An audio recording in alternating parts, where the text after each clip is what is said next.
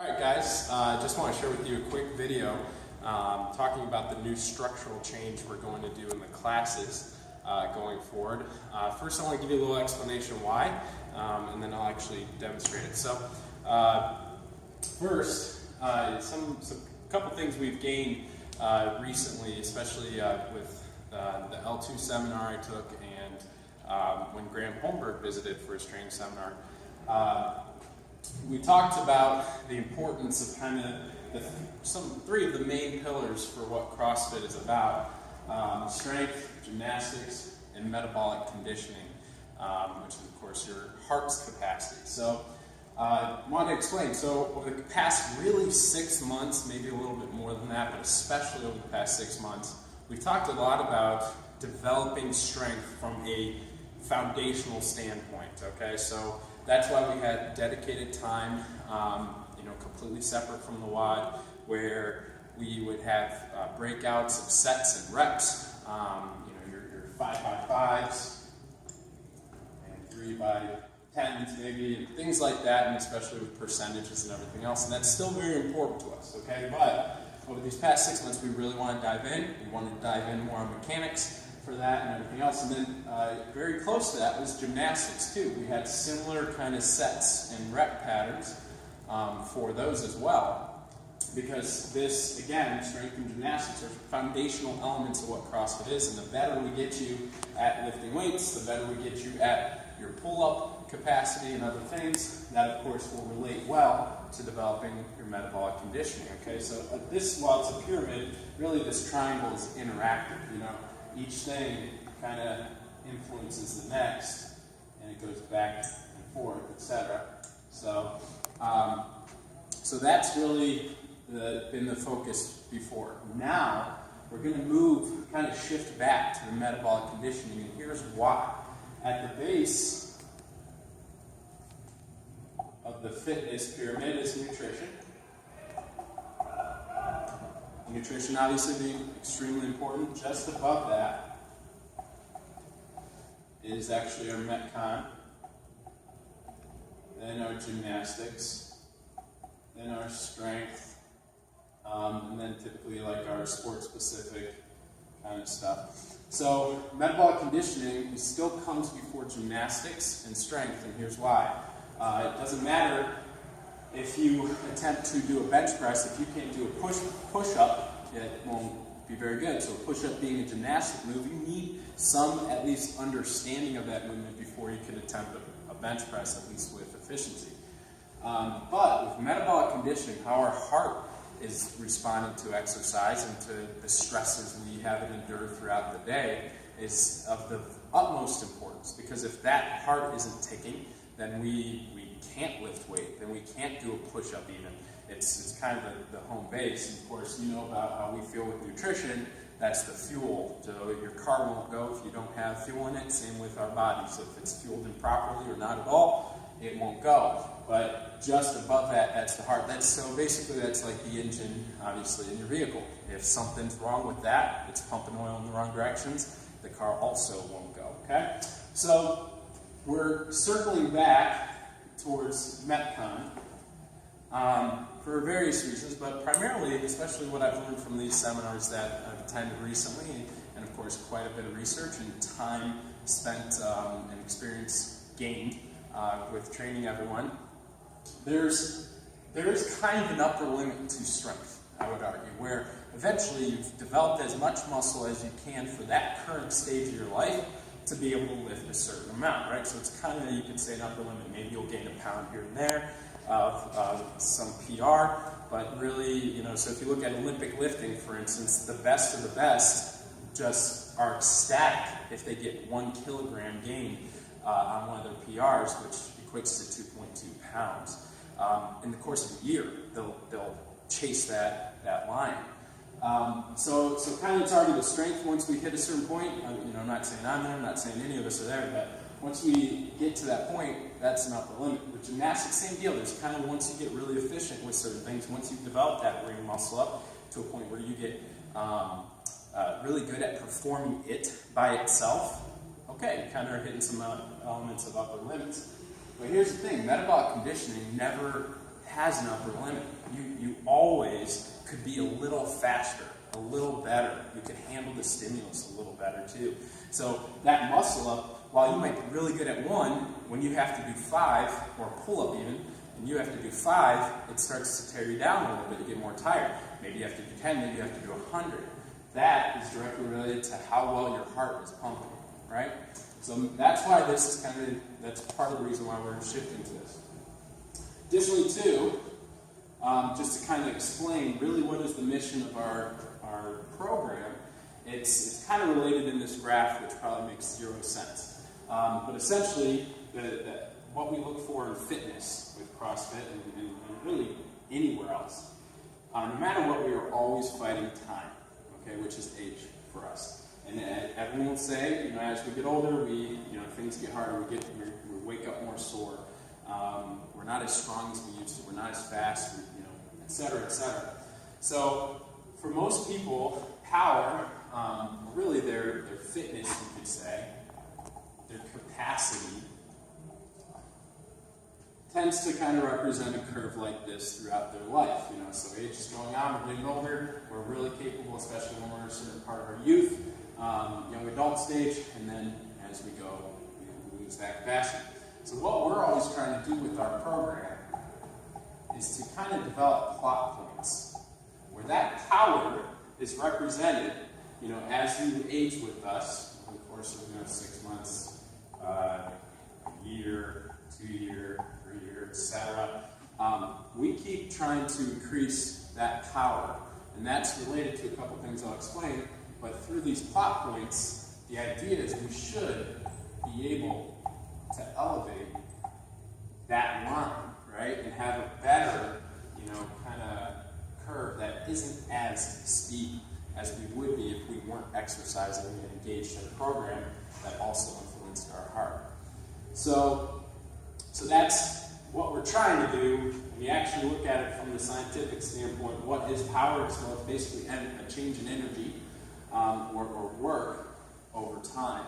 All right, and so work is force times distance. So how much do you lift? If you're lifting doing a deadlift, you're performing it with 200 pounds. Whatever that distance is, that is your work. Okay, you're lifting 200 pounds, 10 reps maybe, and you're lifting it, I don't know, 1.5 feet, 18 inches kind of thing. So that is the work. So that's the change of energy, but now the time factor.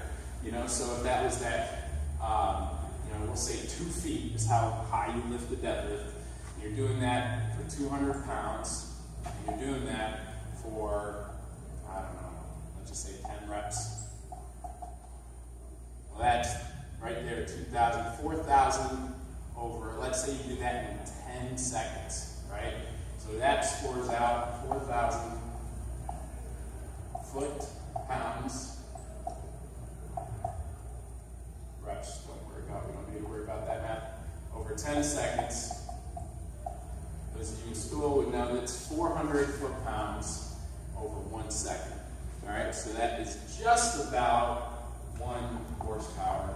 It's not quite right. I didn't get all my math right on that, because 1 horsepower is actually, I'm probably boring you right now, but it's 550 foot-pounds per second. I completely digress. Anyway, so all this relationship of power, basically how much we're lifting, which could mean our body weight, doesn't have to mean a barbell or anything else, how often we're lifting it, and what distance it's traveling, over what time, is exactly those numbers that get plugged in essentially to this graph, where we're trying to increase your overall power output and therefore your fitness.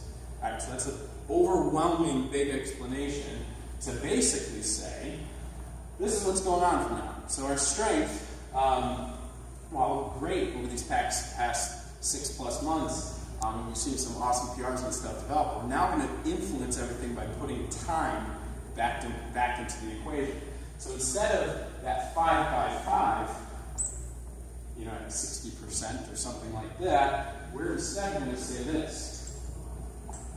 Every minute, on the minute, for 5 minutes, we're going to do 5 back squat. All right, so no longer is it 5 5, go ahead as you please, take your time. All right, we're going to do 5 minutes. Every minute when that clock beeps, you're doing 5 back squats. Or maybe it's not quite that. Maybe it's every 2 minutes or every 3 minutes. And maybe we partner it up where one person will do their 5 back squats, and then rest, the other person does their 5 back squats. But we're going to give you more time, obviously accommodating that there's 2 people performing this in only that 60-second window, or maybe 30-second, or 120-second window, whatever it is. So strength essentially is just going to turn into more EMOM style work, because EMOMs accentuate and elevate that opportunity for time to be a factor now against that power. Before, when we were kind of like, all right, everybody, do 5 sets of 5. Some people finished in 1 minute, 2 minutes, 3 minutes even. All the strength work they had to do in a class, while another wasn't even warmed up yet. Okay? And so that's varying. And so one person is getting a little bit more of that cardio hit, maybe not enough of the strength element. This person over here is getting a great amount of the strength element, you know, the foundational part of it, but not as much of that kind of cardio hit that we would also like to see too. So this will keep everybody on task, basically. And what it's also going to do is ensure that all of our classes run a little more structured, so that we can ensure, you know, at 6:30 p.m., 5:30 class is done, 6:30 p.m. class can get started.